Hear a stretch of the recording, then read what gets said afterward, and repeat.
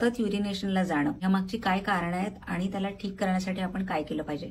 So जे एक normal कारण आहे सतत युरिनेशनला जाणं ते म्हणजे खूप प्रमाणात पाणी पिणं किंवा कधी कधी युरिन इन्फेक्शन झालं असेल तरीही सतत लघवीला जावं लागतं. पण जर ही कारणं नसेल तर बाकीची कारणं काय आहेत आणि त्याची काय ट्रीटमेंट तुम्हाला घेतली पाहिजे या संदर्भात आपण बोलूया. सो सतत युरिनेशनला जाणं या मागची जी कारणं आहेत ती म्हणजे डायबिटीस हा आजार, त्यानंतर इन्सुलिन रेझिस्टन्स आणि ओल्ड एज. म्हणजे जसं जसं आपलं वय वाढतं तसं तसं ब्लॅडर कंट्रोल हे कमी होऊन जातं. ब्लॅडर कंट्रोल किंवा युरिन कंट्रोल करण्याचं काम आपलं ब्रेन करत असतो. सो ब्रेन मधल्या ज्या नसा किंवा नर्व्स आहेत त्या अशा बऱ्याच इंटरनल फंक्शनसाठी रिस्पॉन्सिबल असतात. तुम्हाला सतत जेव्हा युरिनेशनला जावं लागतं म्हणजे ब्लॅडर कंट्रोल कमी झालेला आहे आणि आपल्या ब्रेनच्या नसा ज्या आहेत त्या अफेक्ट झालेल्या आहेत. सो आपल्या नसांसाठी एक विटामिन आहे जे खूप इम्पॉर्टंट आहे आणि ते म्हणजे विटामिन B1, ज्याला थायामिन असंही म्हणतात. सो आपल्या नसांच्या वर एक लेअर बनते ज्याला मायलिन शीथ असं म्हणतात आणि ही मायलिन शीथ बनवण्यासाठी आणि इव्हन नसांच्या फंक्शनसाठी आपल्याला विटामिन B1 ची गरज असते. सो जेव्हाही तुम्हाला विटामिन B1 ची कमतरता असते